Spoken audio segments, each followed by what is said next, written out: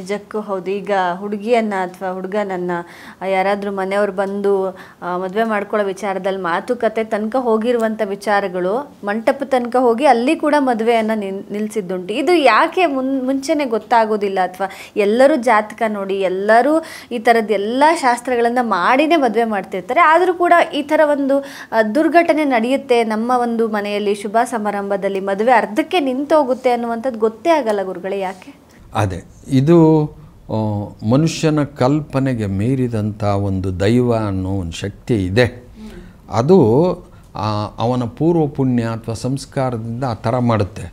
ಯಾವ ಜ್ಯೋತಿಷಿಯೇ ಆಗಲಿ, ಈ ಪ್ರಪಂಚದಲ್ಲಿ ಎಷ್ಟು ಓದಿರುವವನೇ ಆಗಲಿ, ಎಷ್ಟು ವಿದ್ಯಾವಂತನೇ ಆಗಲಿ, ಏನು ಮಾಡಿದರೂ ಎಲ್ಲ ಜೀವನದ ಎಲ್ಲ ಘಟನೆಗಳು ಅವನಿಗೆ ತಿಳಿದು ಬಿಡುತ್ತೆ ಅಂತ ತಿಳ್ಕೊಬಾರ್ದು.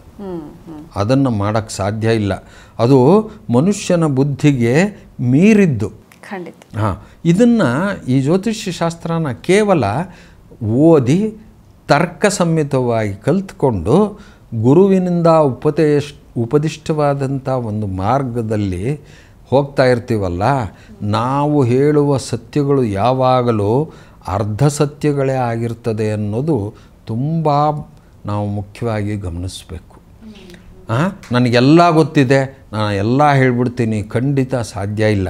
ಹಾಗೇನಾದರೂ ಅವನಿಗೆಲ್ಲವೂ ಗೊತ್ತಿದ್ದರೆ ಅವನ ಜೀವನನೇ ಅವನು ಹೆಂಗೆ ಬೇಕೋ ಹಾಗೆ ತನ್ನಿಷ್ಟ ಬಂದಂಗೆ ರೂಪಿಸ್ಕೊಂಡು ಪ್ರತಿಯೊಬ್ಬನೂ ನರೇಂದ್ರ ಮೋದಿ ಆಗೋದಿಲ್ಲ. ನಿಜ. ಎಲ್ಲರೂ ನರೇಂದ್ರ ಮೋದಿ ಅನುರಾಧ ನಕ್ಷತ್ರದಲ್ಲಿ ಹುಟ್ಟಿದ್ದಾನೆ, ಹಂಗಂದ ಮಾತ್ರಕ್ಕೆ ಅನುರಾಧ ನಕ್ಷತ್ರದಲ್ಲಿ ಹುಟ್ಟಿದವ್ರು ಎಲ್ಲರಿಗೂ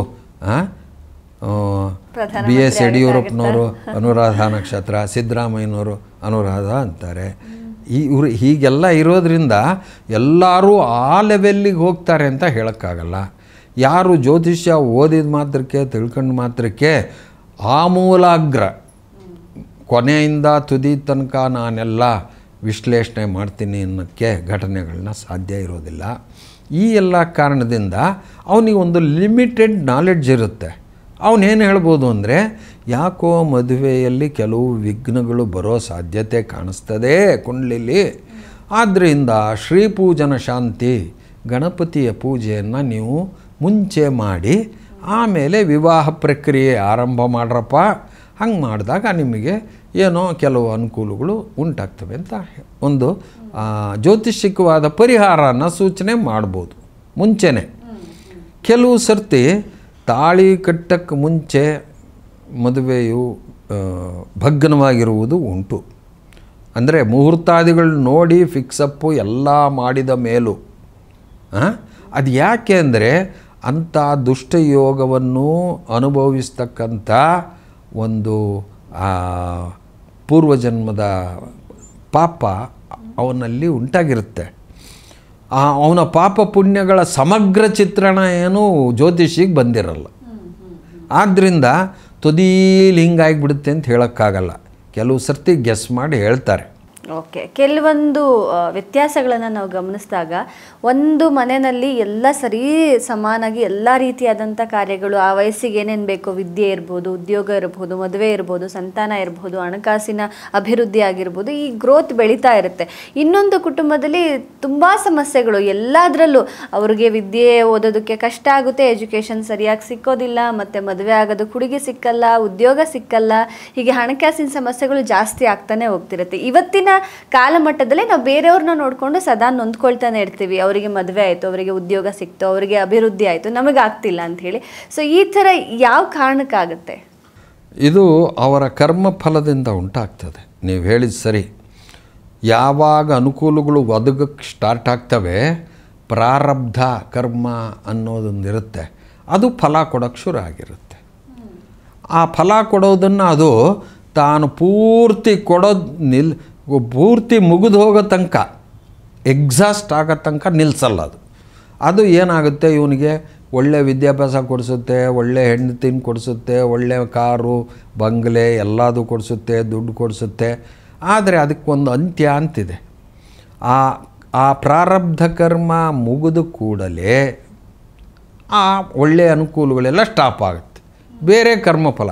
ಯಾಕೆಂದರೆ ಒಂದು ಜೀವನದಲ್ಲಿ ಒಂದು 10 ಜನ್ಮಕ್ಕಾಗೋಷ್ಟು ಕರ್ಮಫಲನ ಇವನು ಮೂಟೆ ಕಟ್ಕೊಂಡಿರ್ತಾನೆ. ಅದರಲ್ಲಿ ಒಂದು ಮೂಟೆ ಹಿಂದಿನ ಜನ್ಮದ್ದು ಒಂದು ಮೂಟೆ ಬಿಚ್ಕೊಳ್ಳುತ್ತೆ, ಆ ಮೂಟೆ ಫಲ ನಡೆಯುತ್ತೆ. ಅದು ಒಳ್ಳೆಯ ಫಲ ಆಗಿದ್ದರೆ ಥ್ರೂ ಔಟ್ ಸ್ವಲ್ಪ ವರ್ಷ ಅದೇ ಫಲ ಕೊಡ್ತಾ ಇರುತ್ತೆ. ಒಂದು ಎಣ್ಣೆ ಇದ್ದಂಗೆ ದೀಪದಲ್ಲಿ, ಆ ಎಣ್ಣೆ ಎಲ್ಲ ತೀರೋದು ಕೂಡಲೇ ಆ ದೀಪ ಆರುತ್ತಲ್ಲ, ಆ ಥರ ಆಗುತ್ತೆ. ಅದೇ ಕೆಟ್ಟ ಪಾಪಕರ್ಮಗಳು ಫಲ ಕೊಡ್ತಾ ಇರೋ ವ್ಯಕ್ತಿಗೆ ಅದೇನು ಮಾಡುತ್ತೆ, ಕಂಟಿನ್ಯೂಸಾಗಿ ಬರೀ ಕೆಟ್ಟ ರಿಸಲ್ಟ್ಸೇ ಕೊಡ್ತಾ ಇರುತ್ತೆ. ಶೇಕ್ಸ್ಪಿಯರ್ ಎಲ್ಲೋ ಕಡೆ ಒಂದು ಕಡೆ ಹೇಳಿದ್ದ, ಏನೋ difficulties they come in battalions. ಅವು ಯಾವಾಗಲೂ ಒಟ್ಟೊಟ್ಟಿಗೆ ಕಷ್ಟಗಳು ಬರೋದು, ಒಂದೊಂದೇ ಬರೋದು ಹೋಗೋದು ಹಂಗಾಗಲ್ಲ. ಬಂದರೆ ಎಲ್ಲ ಕಷ್ಟಗಳು ಒಟ್ಟಿಗೆ ಬರ್ತವೆ, ಎಲ್ಲ ವಿಧವಾದ ರಂಗದಿಂದಲೂ ಬರ್ತವೆ, ಎಲ್ಲ ಮನುಷ್ಯ ಸಂಬಂಧಗಳಿಂದನೂ ಬಂದುಬಿಡ್ತವೆ. ಅಮ್ಮನೂ ಕಷ್ಟ ಕೊಡ್ತಾಳೆ, ಅಪ್ಪನೂ ಕೊಡ್ತಾನೆ, ಮಕ್ಕಳು ಇವನಿಗೆ ಕಷ್ಟ ಕೊಡ್ತಿರ್ತಾರೆ, ಹೆಂಡ್ತಿನೂ ಕೊಡ್ತಾಳೆ. ಆ ಥರ ಎಲ್ಲದನ್ನು ಅವನು ಅನುಭವಿಸ್ಬೇಕಾಗಿ ಬರೋದು ಅವನು ಮಾಡಿದ ಪೂರ್ವ ಜನ್ಮದ ಕರ್ಮ ಫಲದಿಂದ. ಅದು ಒಳ್ಳೆಯದಾಗಿದ್ದರೆ ಒಳ್ಳೆಯ ಫಲ. ಆ ಸಂಚಿತ ಕರ್ಮಗಳು ಅಂತಿರ್ತವೆ. ಸಂಚಿತ ಅಂದರೆ ಸಂಚಿ ಅಂದರೆ ಒಂದು ಚೀಲ ಅಂತ, ಚೀಲ ಕಟ್ಟಿಟ್ಟಿರೋ ಚೀಲ. ಆ ಸಂಚಿ ಅದು ಎಷ್ಟಿರುತ್ತೋ ಅದು ಈ ಜನ್ಮದಲ್ಲಿ ಏನು ಫಲ ಕೊಡೋಕ್ಕೆ ಶುರುವಾಗಿರುತ್ತೋ ಅದೇ ನಡೆಯುತ್ತೆ ಹೊರತು ಬೇರೆದು ನಡೆಯಲ್ಲ. ವಿವಾಹ ವಿಳಂಬದಲ್ಲಿ ಇದನ್ನೇ ಭಾಳ ಮುಖ್ಯವಾಗಿ ಗಮನಿಸಬೇಕಾಗತ್ತೆ. ಅದಕ್ಕೆ ಏನು ಮಾಡ್ತಾರೆ, ಒಳ್ಳೆಯ ಯಾಕೋ ಪಂಚಮ ಸ್ಥಾನದಲ್ಲಿ ಕೆಟ್ಟ ಗ್ರಹ ಇದೆ, ಪೂರ್ವ ಪುಣ್ಯ ನಿನಗೆ ಬಲ ಇಲ್ಲ, ಅದಕ್ಕೆ ಮದುವೆ ಆಗ್ತಿಲ್ಲ. ಅದಕ್ಕೋಸ್ಕರ ಒಂದು ಲಕ್ಷ್ಮೀನಾರಾಯಣ ಹೋಮ ಮಾಡಿಸ್ಕೋ, ಒಂದು ಇನ್ಯಾವುದಾದ್ರೂ ಲಕ್ಷ್ಮೀನಾರಾಯಣ ಯಂತ್ರದ ಪೂಜೆ ಮಾಡು, ಲಕ್ಷ್ಮೀನಾರಾಯಣರ ಜಪ ಮಾಡು, ಸ್ವಯಂವರ ಕಲಾ ಹೋಮ ಅಂತ ಒಂದು ಹೋಮ ಇದೆ, ಅದು ಮಾಡಿಸು. ಹೀಗೆಲ್ಲ ಜ್ಯೋತಿಷಿಗಳು ಯಾಕೆ ಹೇಳ್ತಾರೆ ಅಂದರೆ, ಸಪ್ತಮದಲ್ಲಿರುವ ಕ್ರೂರಗ್ರಹ ಅಥವಾ ಶನಿಯ ಪ್ರಭಾವ ಅಥವಾ ಪಂಚಮ ಸ್ಥಾನದಲ್ಲಿರೋ ಕ್ರೂರಗ್ರಹ ಅಥವಾ ಇತರ ಗ್ರಹಗಳ ಪ್ರಭಾವ, ಈ ಪ್ರಭಾವಗಳು ಅವನ ಮದುವೆಯನ್ನು ವಿಳಂಬ ಮಾಡ್ತಾ ಇರ್ತವೆ. ಇದಕ್ಕೆ ಪ್ರತಿಪಕ್ಷವಾಗಿ ಫಾಸ್ಟಾಗೂ ಮಾಡೋಕ್ಕೆ ಸಾಧ್ಯ ಒಳ್ಳೊಳ್ಳೆ ಗ್ರಹ ಇದ್ದರೆ. ಅವೇನು ಮಾಡ್ತವೆ ನೋಡ್ರಿ, ನಮ್ಮ ಹುಡುಗಿ ಇನ್ನೂ 16 ವರ್ಷ ರೀ, ಯಾವೊಂದೋ ಜೊತೆಗೆ ಹೋಗ್ಬಿಟ್ಲು ಕಣ್ರಿ ಅಂತ ಅನ್ನೋದು ಕೇಳಿದ್ದೀವಿ. ಅದೇ ಹಂಗೆ 16 ವರ್ಷಕ್ಕೆ ಅವಳು ಓಡೋಗ್ತಾಳೆ ಅಂದರೆ, ಈ ಓಡಿ ಹೋದ ಜೋಡಿಗಳಿಗೆಲ್ಲ ಬೇಗ ಮದುವೆ ಆಗುವ ಯೋಗವೂ ಇರ್ತದೆ. ಶುಭ ಗ್ರಹಗಳು ಸಪ್ತಮವನ್ನು ಆಕ್ರಮಿಸಿದ್ದಾವೆ ಅಂದರೆ ಅವಳ ಜೀವನದಲ್ಲಿ ಆ ಘಟನೆ ಬೇಗ ಆಗಬೇಕು ಅಂತ ಆ ಗ್ರಹಗಳ ಸಂಕಲ್ಪ. ಅಂದರೆ ಗ್ರಹಗಳೇ ಏನು ಶನಿಯೋ ಗುರುವೋ ಬಂದುಬಿಟ್ಟು ಇವಳಿಗೆ ಮದುವೆ ಮಾಡಿಸೋದೋ ಅಥವಾ ಮದುವೆ ತಡೆಯೋದೋ ಮಾಡಲ್ಲ. ನಾವು ಮಾಡಿದ ಕರ್ಮಫಲಗಳನ್ನೇ ಆ ಗ್ರಹಗಳು ಅದರ ಮುಖಾಂತರ ನಿಮಗೆ ಕೊಡಲ್ಪಡುತ್ತಷ್ಟೆ. ಅವು ಕೇವಲ ದ್ಯೋತಕಗಳು. ಅವೇನು ನಿಮಗೆ ಇಷ್ಟಪಟ್ಟು ಈ ಮನುಷ್ಯಂಗೆ ಒಳ್ಳೇದು ಮಾಡೋಣ, ಈ ಮನುಷ್ಯಂಗೆ ಕೆಟ್ಟದ್ದು ಮಾಡೋಣ ಅಂತ ಮಾಡಲ್ಲ. ನಾವು ಹಿಂದಿನ ಜನ್ಮದಲ್ಲಿ ಅನುಭವಿಸಿದ ಕರ್ಮಫಲನೇ ಈಗ ಆ ಥರ ಫಲ ಕೊಡುತ್ತೆ. ಅದು ಶೀಘ್ರವಾಗೂ ಮದುವೆ ಕೊಡುತ್ತೆ, ಡಿಲೇಡ್ ಮ್ಯಾರೇಜ್ನೂ ಮಾಡಿಸುತ್ತೆ. ಓಕೆ, ಈ ಕಾರ್ಯಕ್ರಮ ನೋಡ್ತಿರುವಂಥ ಎಲ್ಲ ವೀಕ್ಷಕರ ಕೊನೆಯ ಒಂದು ಎಕ್ಸ್ಪೆಕ್ಟೇಷನ್ಸ್ ಏನು ಅಂದರೆ, ಈ ಥರ ಸಮಸ್ಯೆಗಳು ನಮ್ಮ ಮನೆಯಲ್ಲೂ ಇದೆ, ನನಗೂ ಇದೆ, ಗುರುಗಳು ಏನು ಮಾಡಬೇಕು ಗುರುಗಳು, ಇದಕ್ಕೇನಾದರೂ ಪರಿಹಾರ ಮಾರ್ಗಗಳನ್ನು ತಿಳಿಸಬಹುದಾ ಅಂತ? ಅದೇ ಮೊದಲನೇದಾಗಿ ತಾವೇ ಜಪ ಮಾಡಬೇಕು. ಸ್ವಲ್ಪ ಈ ಇನ್ನೊಬ್ರಿಗೆ ದುಡ್ಡು ಕೊಟ್ಟು ಜಪ ಮಾಡಿಸೋದಲ್ಲ. ಜ್ಯೋತಿಷ್ಯ ಹತ್ರ ಬಂದರೆ ಅವರು ಪರಿಹಾರ ಹೇಳ್ತಾರೆ, ಯಾವ ಗ್ರಹಕ್ಕೆ ಜಪ ಮಾಡಬೇಕು ಅಂತ ಹೇಳ್ತಾರೆ ಅವರು. ಇಂಥ ಗ್ರಹ, ಈ ಗ್ರಹದ ಮಂತ್ರ ದುಡ್ಡು ಕೊಡದಿದ್ದಂಗೆ ಮನೆಯಲ್ಲೇ ಮಾಡಬೇಕು ಮೊದಲು. ಅದು ನಮ್ಮ ಕೈಯಲ್ಲಿ ಮಾಡೋಕ್ಕಾಗಲಿಲ್ಲ ಅಂದರೆ ಬೇರೆ ಬೇರೆ ಪರಿಹಾರಗಳಿದ್ದಾವೆ. ಅಂದರೆ ಸ್ವಯಂವರ ಕಲಾ ಹೋಮ, ಈ ಹೋಮ ಮಾಡಿಸ್ರಿ. ಬಿಲ್ವಖಂಡಗಳು, ಬಿಲ್ವಪತ್ರೆ ಕಾಯಿಗಳು ತರಿಸಿ ಅದನ್ನು ತುಂಡಾಗಿ ಕತ್ತರಿಸಿ ಸಣ್ಣ ಬಿಲ್ವಖಂಡಗಳನ್ನು ಮಾಡಿಸಿ ಅದನ್ನು ತುಪ್ಪದಲ್ಲಿ ಅದ್ದಿ ಸ್ವಯಂವರ ಕಲಾದೇವಿಯನ್ನು ಅಥವಾ ಸ್ವಯಂವರ ಪಾರ್ವತಿ ಹೋಮ ಅಂತಾರೆ, ಆ ಹೋಮನ ಮಾಡಿಸೋದ್ರಿಂದ ಶೀಘ್ರವಾಗಿ ಇವರಿಗೆ ಬೇಗ ಮದುವೆ ಆಗುತ್ತೆ ಅಂತಾರೆ. ಲಕ್ಷ್ಮೀನಾರಾಯಣ ಹೋಮ, ಇಂಥ ಹೋಮಾದಿಗಳನ್ನು ಸರಿಯಾಗಿ ಯಜುರ್ವೇದ ಚೆನ್ನಾಗಿ ಬರುವ ಪುರೋಹಿತರಿಂದ ಅದನ್ನು ಕಲ್ತಿರ್ಬೇಕು. ಅವನಿಗೆ ಪಾಠ ಆಗಿರಬೇಕು ಗುರುಮುಖೇನ.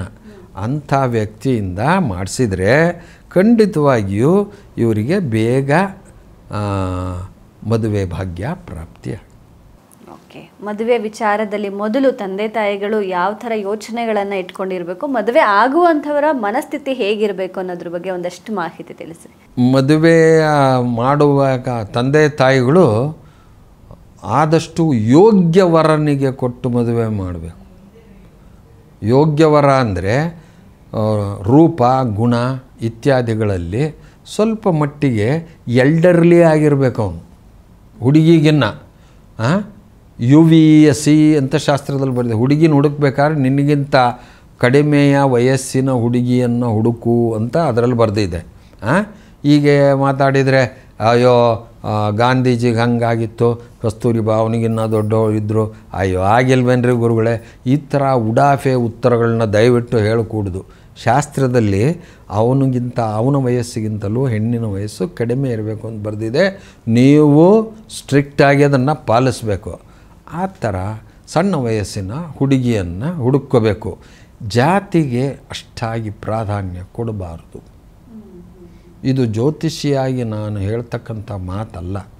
ಆದರೆ ನನ್ನ ಎಕ್ಸ್ಪೀರಿಯನ್ಸಿಂದ, ನನ್ನ ವಿಚಾರದಿಂದ ಉಂಟಾಗಿರ್ತಕ್ಕಂಥದ್ದೇನು ಅಂದರೆ, ಜಾತಿಯನ್ನು ನಾವು ತುಂಬ ತಪ್ಪಾಗಿ ಅರ್ಥ ಮಾಡ್ಕೊಂಡಿದ್ದೇವೆ. ಆ ಕಾರಣದಿಂದ ಜಾತಿನೇ ಮುಖ್ಯವಾಗಿ ಇಟ್ಕೊಂಡು ಅವರು ಮದುವೆ ವ್ಯವಸ್ಥೆ ಮಾಡಬಾರ್ದು. ಯಾರು ಪ್ರೀತಿಸಿರ್ತಾರೆ ಆ ಜೋಡಿಗಳ ಪ್ರೀತಿಯನ್ನು ಮುರಿಯುವ ಪ್ರಯತ್ನ ಮಾಡಬಾರ್ದು. ಅದೇ ವರನಿಗೆ ಅವಳನ್ನು ಕೊಟ್ಟು ಮದುವೆ ಮಾಡೋಕ್ಕೆ ಶಾಸ್ತ್ರದಲ್ಲಿದೆ ನೋಡಿ.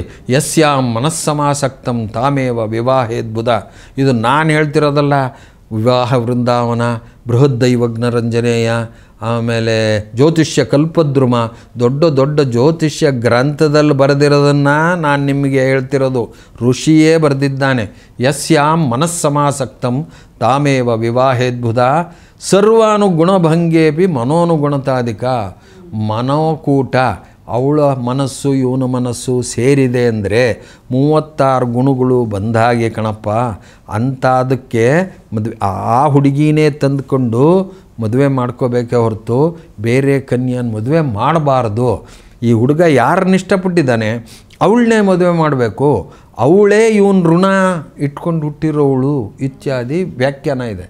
ಆದ್ದರಿಂದ ನೀವು ಯಾವಾಗಲೂ ಆದಷ್ಟು ಇಂತಹ ವಿವಾಹಗಳಿಗೆ ನೀವು ಸಮ್ಮತಿ ಸೂಚಿಸಬೇಕು ಅಂತ ನಾನು ಪಿತೃಗಳಿಗೆ, ಅಂದರೆ ಕನ್ಯಾಪಿತೃಗಳಿಗೆ ಪ್ರಾರ್ಥನೆ ಮಾಡ್ತೀನಿ.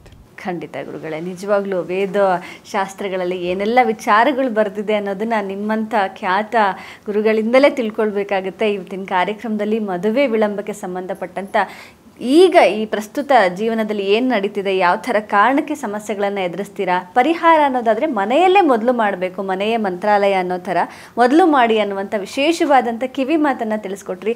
ತುಂಬ ಹೃದಯದ ಧನ್ಯವಾದ ತಮಗೆ. ಎಲ್ಲರಿಗೂ ನನ್ನ ನಮಸ್ಕಾರಗಳು. ವೀಕ್ಷಕರೇ, ಇವತ್ತಿನ ಸಮಗ್ರ ಜ್ಯೋತಿಷಿ ಕಾರ್ಯಕ್ರಮದಲ್ಲಿ ಮದುವೆ ವಿಳಂಬಕ್ಕೆ ಸಂಬಂಧಪಟ್ಟಾಗೆ ಸಾಕಷ್ಟು ಉಪಯುಕ್ತ ಮಾಹಿತಿಯನ್ನು ಗುರುಗಳು ನಿಮಗೆ ತಿಳಿಸ್ಕೊಟ್ಟಿದ್ದಾರೆ. ಖಂಡಿತ ಮೊದಲು ಮನೆಯಲ್ಲಿ ನಿಮ್ಮ ಸಮಸ್ಯೆಗೆ ಪರಿಹಾರವನ್ನು ಹುಡುಕಿ, ತದನಂತರ ತಂದೆ ತಾಯಿಯರ ಯೋಚನೆ ಇರಬಹುದು, ವಧು ವರರ ಯೋಚನೆ ಇರ್ಬೋದು, ಹೇಗಿರಬೇಕು ಅನ್ನುವಂಥ ಒಂದಷ್ಟು ಕೊಂಚ ಬದಲಾವಣೆಯನ್ನು ಮಾಡ್ಕೊಳ್ಳೋದ್ರ ಮುಖೇನ ಖಂಡಿತ ನೀವು ಈ ಸಮಸ್ಯೆಯಿಂದ ಹೊರಗಡೆ ಬರಬಹುದು ಅಂತ ಹೇಳ್ತಾ ಕಾರ್ಯಕ್ರಮವನ್ನು ಮುಕ್ತಾಯಗೊಳಿಸ್ತಾ ಇದ್ದೇವೆ. ನಮಸ್ಕಾರ.